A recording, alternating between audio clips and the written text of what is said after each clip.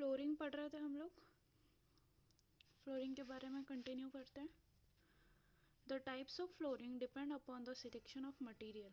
हमारे मटेरियल के ऊपर डिपेंड करता है या उनके सिलेक्शन के ऊपर डिपेंड करता है हम किस प्रकार का फ्लोर बना रहे हैं। The material for floor are selected considering the factors as initial cost of building.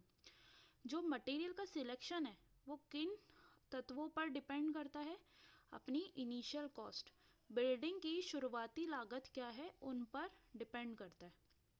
Type of building, किस प्रकार की बिल्डिंग है और उनका अपीयरेंस कैसा रखना है, क्लीनिनेस कैसा है, ड्यूरेबिलिटी टिकाऊपन कैसा है, डैम्प रेजिस्टेंस शीतांग को रोकने वाला होना चाहिए, साउंड इंसुलेशन आवाज़ का जो रिपीटेशन है वो कैसा होना चाहिए, थर्मल इंसुलेशन, फायर रेजिस्टेंस और अन्य। Following are the types of flooring. अलग अलग प्रकार की हमारी फ्लोरिंग के टाइप्स होते हैं, उनको समझते हैं। मड फ्लोरिंग और मूरम फ्लोरिंग। मड फ्लोरिंग और मूरम फ्लोरिंग क्या होती है? जिन फ्लोरिंग को हम मड से या मूरम से बनाते हैं वो होती है मड फ्लोरिंग या moorum flooring. Mud flooring is generally used in the village of India. कहाँ यूज़ होती है मड फ्लोरिंग? पहले के टाइम पे आपने देखा होगा जो घर बनते थे या गांव के घर होते थे उसका फ्लोर कैसा लीपने और पोतने वाला टाइप रहता था। मतलब उसको क्या करते थे, मिट्टी का रोज उस पर लेपन करते थे। किस पे लेपन करते थे? हमारे मड फ्लोर के ऊपर। उसके ऊपर एक चीज़ अगर आपको ध्यान में हो तो उसके ऊपर किसी भी अन्य प्रकार का पोछा नहीं लगता था। ठीक है, फ्लोर को साफ करने के लिए हम कोई गीला पोछा नहीं लगाते थे। ठीक है, उसका जो लीपने का काम होता था वही एक प्रकार का पोछा होता था। ठीक है, मतलब उसके ऊपर एक और वॉश करना मड का। ठीक है, देख रखा है सभी ने? आवाज आ रही है मेरे को सभी को मेरी? तो ये होता था हमारा मड फ्लोरिंग। ये सबसे सस्ता होता था, इट इज चीप, हार्ड होता था, फेयरली इम्परवियस होता था। मतलब कुछ कुछ तरह से इम्परवियस होता था, मतलब उसमें छेद या छिद्र नहीं पाए जाते थे। थोड़े थोड़े पाए भी जाते थे और कहीं कहीं नहीं भी पाए जाते थे। ठीक है, हार्ड फ्लोर होता था ये, मतलब हार्ड बनता था, सस्ता होता था, फेयरली इम्परवियस होता था, मतलब कुछ हद तक ये कैसा होता था, छिद्रों से फ्री रहता था, मतलब छेदों से फ्री रहता था। ईजीली इन कंस्ट्रक्शन, बहुत आसान होता था इसका कंस्ट्रक्शन करना। मतलब यूजुअली या जनरली घर के लोग ही इसको तैयार कर लेते थे। ठीक है, और कैसा होता था इसका मेंटेनेंस भी इजी हो जाता था, मतलब आसानी से या फिर फ्री मेंटेनेंस इसका हो जाता था। ठीक है, इतनी बात समझ में आई? सभी ने देखे ये मड फ्लोर? सभी ने देखे? सक्षम, संजय, सभी ने देखे होंगे। तो ऐसे ही हमारा क्या होता था, मड फ्लोर होता था, मेंटेनेंस भी इसका सस्ता होता था। For mud floor construction, mud floor के लिए a 20 mm thick layer of selected moist earth is spread over the prepare bed and then rammed well. क्या होता था कि 25 mm थिक, मतलब 25 mm मोटाई की एक लेयर को सिलेक्ट करके हम क्या करते थे, मॉइस्ट अर्थ, मतलब हमारी जो मिट्टी होती थी या जो मड होती थी उसको मॉइस्ट करते थे, मतलब गीला करते थे। पूरा गीला नहीं करते थे, एक लेपन जैसा हम मिट्टी का पेस्ट तैयार करते थे। फिर क्या करते थे, उसको पूरे हमारे बेड के ऊपर, मतलब बेड से मतलब है हमारे पूरे फ्लोर के ऊपर स्प्रेड कर देते थे, मतलब फैला देते थे। The prepare bed then it is rammed well. फिर क्या करते थे, हम इसको रेम्ड करते थे, अच्छी तरीके से हम उसको इक्वल या लेवल्ड मैनर में करते थे। आ गया इसका समझ में? मड फ्लोर क्या होते थे? आया समझ में?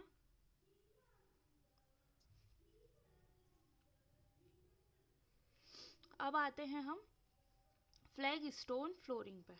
ठीक है, सेकंड है हमारा फ्लैग स्टोन फ्लोरिंग। क्या होती है फ्लैग स्टोन फ्लोरिंग?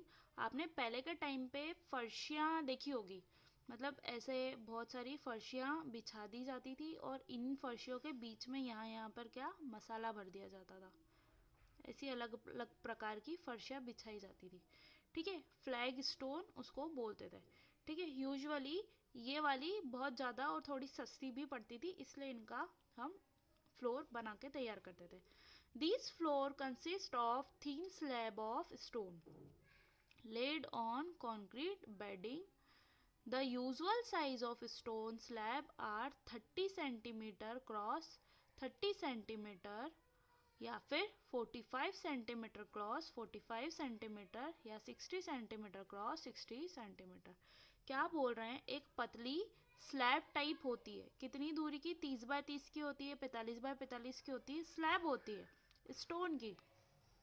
उसको क्या करते हैं, जो कंक्रीट की बेडिंग बनाते हैं हम, मतलब उसके नीचे फ्लोर बनाने के नीचे हमारा कंक्रीट का तैयार बेड मिलेगा हमको, मतलब समतल जगह मिलेगी। उसके ऊपर हम usually 30 centimetre bye 30 centimetre 45 centimetre bye 45 centimetre और इस प्रकार के हम क्या करते थे, स्लैब लगाया करते थे।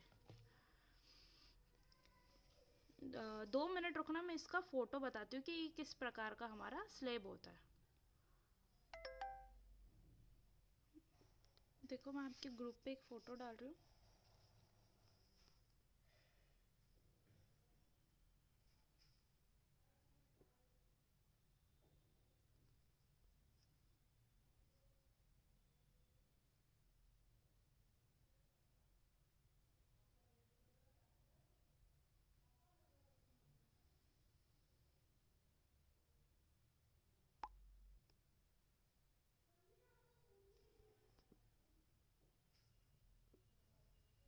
दिखा क्या?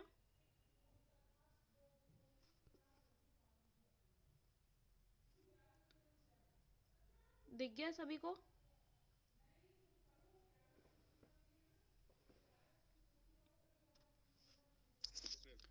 फ्लैग स्टोन फ्लोरिंग देखा आपने? देख लिया है ना? तो उस प्रकार के बहुत कॉमनली पहले के टाइम पे फ्लोर बनाया करते थे हम, तो फ्लैग स्टोन फ्लोरिंग। जो फर्शियाँ उसमें दिख रही है आपको, जो लगी हुई है एक एक टुकड़े, वो हो सकता है 30 बाय 30 के हो, 45 बाय 45 के हो, 60 बाय 60 के हो। ठीक है, तो पहला था हमारा मड फ्लोर, फिर आगे अन्य हम चले तो उसमें फिर बाद में आया हमारा फ्लैग स्टोन फ्लोरिंग। ठीक है, फिर अब आता है हमारी ब्रिक फ्लोरिंग। ब्रिक फ्लोरिंग मतलब जब हमने तैयार नीचे की समतल धरती बना दी, उसके बाद जब हमको ब्रिक फ्लोरिंग स्टार्ट करनी है, तो हम देखते हैं this type of flooring is used in cheap construction. ये बहुत ही सस्ते कंस्ट्रक्शन में यूज़ हो जाती है। ठीक है, तो इसलिए हम इसको यूज़ करते हैं। This flooring is suitable for warehouse, stores, godown etceteras. ये फ्लोर हम कहाँ कहाँ यूज़ करते हैं, हमारे वेयर हाउस में, स्टोर रूम्स में, गोडाउन्स में। Well burnt bricks of good color and uniform shape are used. Brick are laid either flat or edge, arranged in good looking fashion.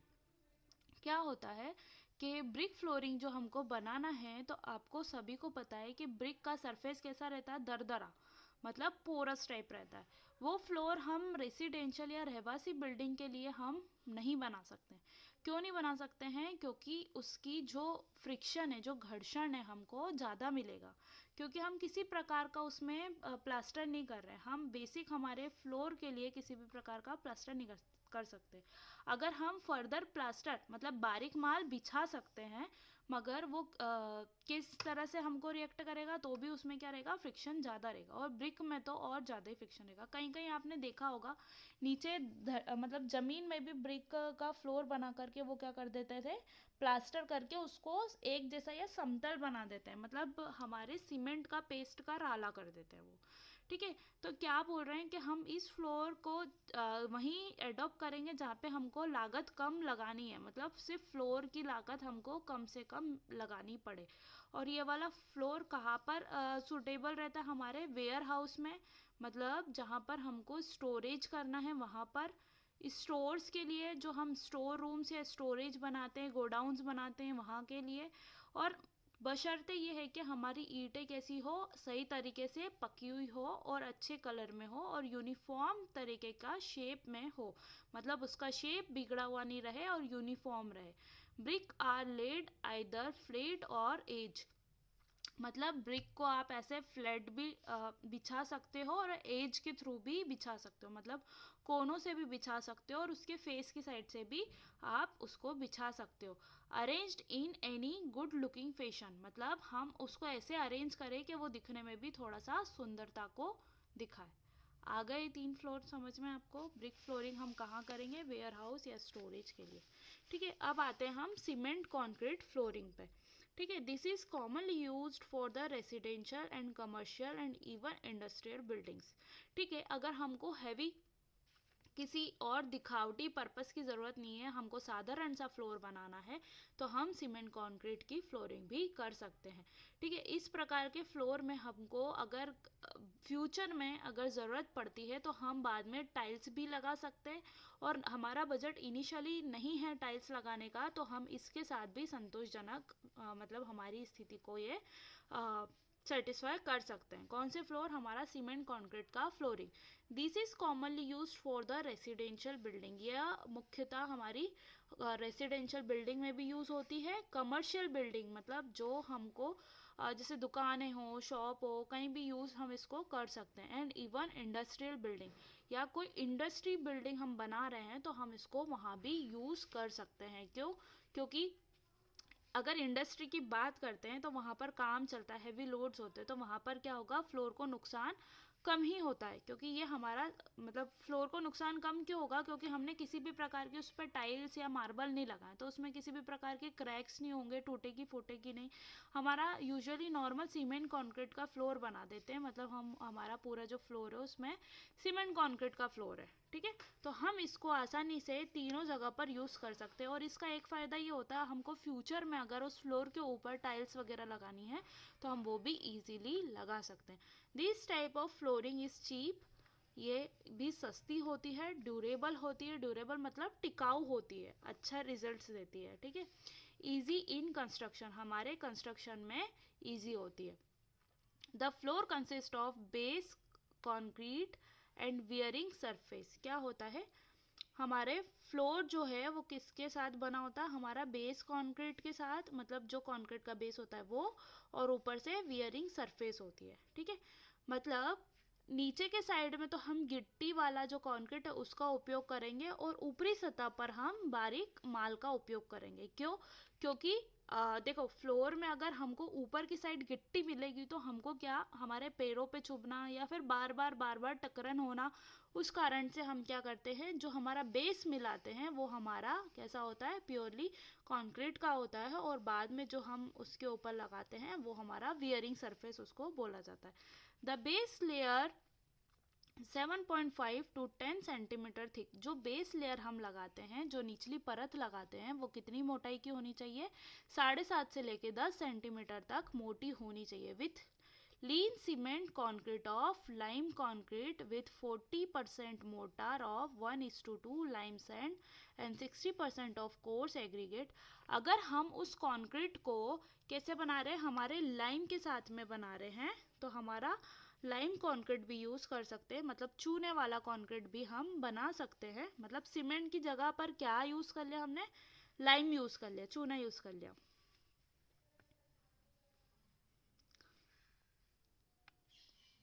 जिसमें 40% ऑफ मोटार 1:2, मतलब 1% किसका, लाइम का, और 2% सैंड का, lime sand, and 60% of coarse aggregate, और 60% हमारा coarse aggregate हम इसमें मिलाते हैं, मतलब गिट्टी। The wearing surface is made up of 1:2:4 cement concrete if desired thickness about 4 centimeter in a single operation in the panel.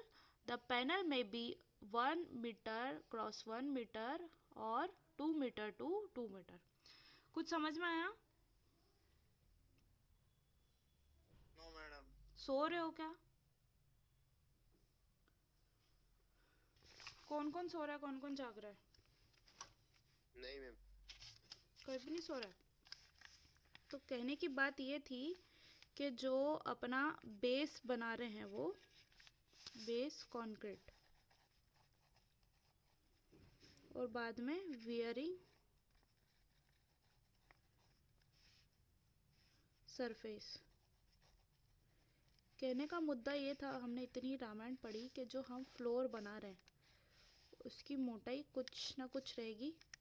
तो बोल रहे हैं कि 7.5 से 10 सेंटीमीटर तक हम कौन सा वो बनाएंगे, नीचे का क्या बनाएंगे, बेस कंक्रीट।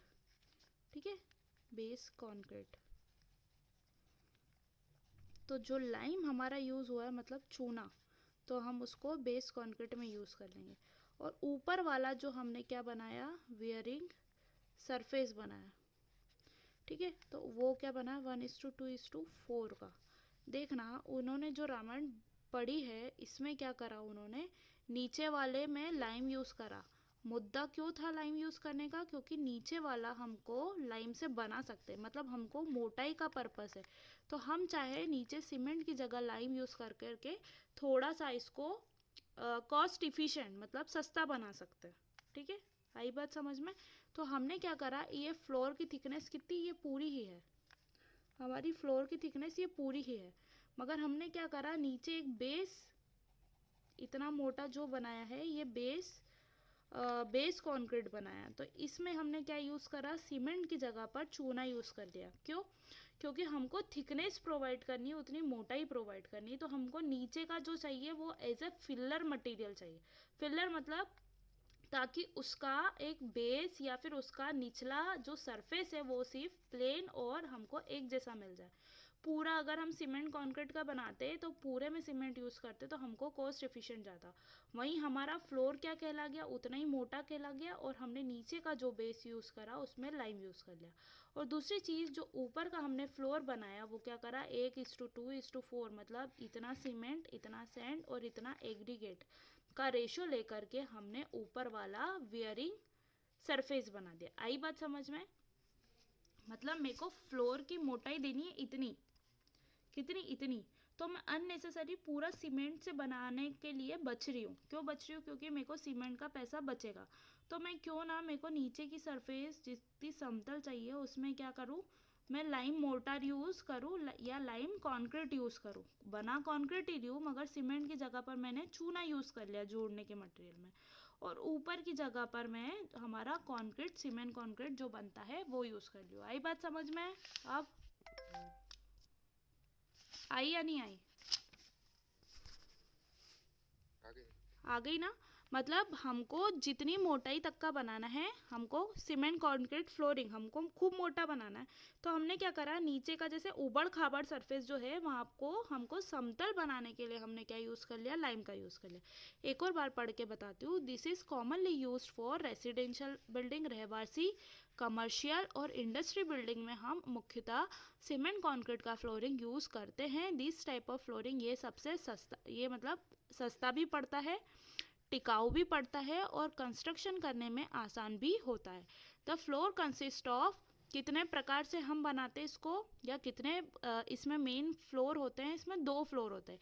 एक होता है हमारा बेस कंक्रीट और दूसरा होता है हमारा वियरिंग सरफेस। ठीक है, 2 लेयर या 2 परतों में हम इसको बनाते हैं। अब बोल रहे हैं कि द बेस लेयर जो निचला हम जो कंक्रीट का लेयर बिछा रहे वो कितना मोटा होना चाहिए, 7.5 से 10 सेंटीमीटर मोटा। ठीक है, with lean cement concrete of lime concrete with 40% of motor.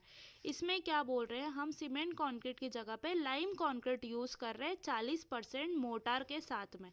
Motor काय का हमने बनाया है, लाइम का, चूने का। सीमेंट की जगह पर हमने किसको यूज कर लिया है, चूने को। देखो ये आपकी स्वेच्छा पे डिपेंड है। अगर आपको उतना पैसा लगाना है तो आप जितना मोटा आपको फ्लोर बनाना है उसकी जगह चूना नहीं यूज़ करके भी आप सीमेंट यूज़ कर सकते हो। मगर एक बात मुझे बताना कि हम जब प्लिंथ भरते या प्लिंथ लेवल को मिलाते हैं तो हम क्या मूरम भी यूज़ कर लेते हैं, टूटी फूटी ईंटों का भी यूज़ कर लेते हैं, और टूटा फूटा अगर कंक्रीट होता है तो उसका भी यूज़ कर लेते हैं। सिर्फ फ़र्क इतना रहता है कि हमको फिलिंग करनी रहती है। फीलिंग मतलब उतना लेवल उठाना पड़ता है। ठीक है। इस स्थिति में हमको मोटाई देनी है। अब हमको मोटाई देनी है तो ज़रूरी है ऐसा भी कर सकते हैं कि ऊपर वाली सरफेस को हम ज़्यादा मजबूत बना दें और नीचे वाली सरफेस में हम थोड़ा सा चूना यूज़ कर ले। देखो चूना और सीमेंट दोनों ही हमारा बाइंडिंग मटेरियल जैसे यूज़ होता है, ठीक है। तो हम क्या कर रहे हैं, सीमेंट की जगह पे हम चूना यूज़ कर रहे हैं, ठीक है, ताकि बाइंडिंग मटेरियल के लिए। हाँ चुप रहो आप, सुन लिया हमने। तो हम क्या करते हैं कि नीचे की जगह पर हम लाइम यूज़ कर लेते हैं और हमको ऊपर की जगह पर या ऊपर की लेयर में हम कंक्रीट यूज़ कर सकते हैं।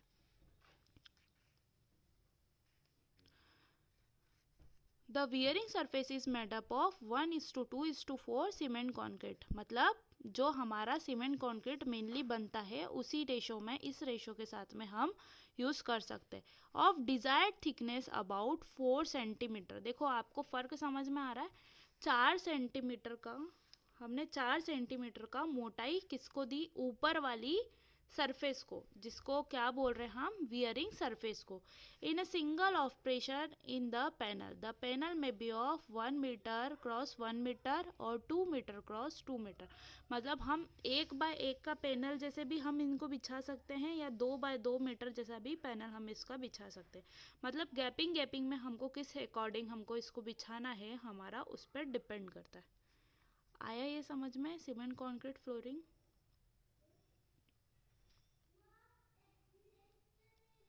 आ गया क्या? Yes madam. नींद तो नहीं आ रही सक्षम? No madam. मतलब कुछ नहीं, सीमेंट कंक्रीट फ्लोरिंग बनाना है, मगर हमारी इच्छा है कि हम सिर्फ ऊपर ऊपर का सीमेंट कंक्रीट बनाएंगे और नीचे नीचे का लाइम कंक्रीट से बना देंगे। समझ में आ गया? लाइम मतलब सस्ता पड़ेगा सीमेंट की अपेक्षा में, तो हमने नीचे की मोटाई जो हमको देनी है वो लाइम की दे दी और ऊपर की जो वियरिंग सरफेस बिछानी है वो हमने काय की बिछा दी, सीमेंट कंक्रीट की। आ गई बात समझ में? इससे क्या होगा, इससे हमको थोड़ा सा कॉस्ट में फ़र्क पड़ जाएगा। आ गई बात समझ में? अब आते हैं हम टेराजो फ्लोरिंग पे।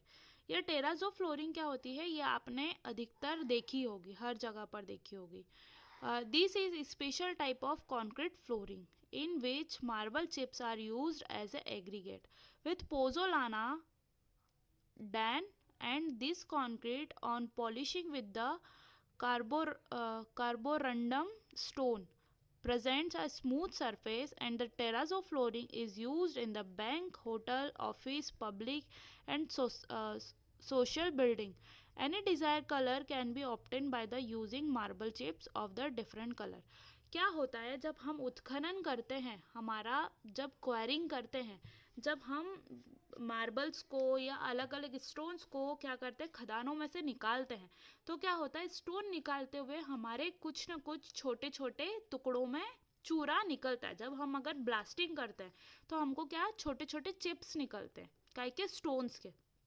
तो हम उन छोटे छोटे जो हमको चिप्स रहते हैं उनको क्या करते हैं, सीमेंट कंक्रीट की ऊपरी सतह पर हम उन चिप्स को कलर्ड सीमेंट के साथ में मिक्स करके उसको लगा देते हैं। फिर उसके बाद क्या होता है, ये जो हमारी कार्बन रंडम स्टोन प्रेजेंट्स, मतलब जो उसमें कार्बोरंडम स्टोन्स रहते हैं उनको हमको कैसे पॉलिशिंग से स्मूथ बनाना रहता है। मतलब मेरा कहने का मतलब ये है कि जैसे मैं ये फ्लोर बना रही हूँ, ये मेरा फ्लोर है, तो मैंने क्या सीमेंट कंक्रीट के साथ में जो चिप्स रहते हैं उनको बिछा दिया, ठीक है। अब चिप्सों को बिछा दिया, अब चिप्स जैसे खुरदुरी है कैसी भी है, तो फिर हम क्या करते हैं, इनकी घिसाई करते हैं, पॉलिश करते हैं। अब वो चिप्स कैसी दिखेगी, इसमें क्रिस्टल जैसी, कि फ्लोर के अंदर हमने कुछ भी आकृति के साथ में हमने क्रिस्टल्स के साथ में उसको बना दिया, ठीक है। मीटिंग खत्म हो जाएगी 10 मिनट में, तो वापस से रीजॉइन कर लेना, ठीक है। तो अपनी टेराजो फ्लोरिंग क्या होती है कि जो हमारे मार्बल की चिप्स रहती है उसको हम सीमेंट कंक्रीट के साथ मिला करके हम उसका फ्लोर बना देते हैं, ठीक है। तो ये कहाँ कहाँ अधिकतर यूज़ होती है, अपने बैंक में, होटल में, ऑफिस में, पब्लिक जगह पर या सोशल बिल्डिंग पर, ठीक है। कोई सा भी कलर हम इसमें अडॉप्ट कर सकते हैं, हम किसी भी कलर का हम इसमें फ्लोर का एडॉप्शन कर सकते हैं। समझ में आया? इसका फोटो बताऊं क्या, टेराजो फ्लोरिंग का, तो आपको ज़्यादा क्लियर हो जाएगा। टेराजो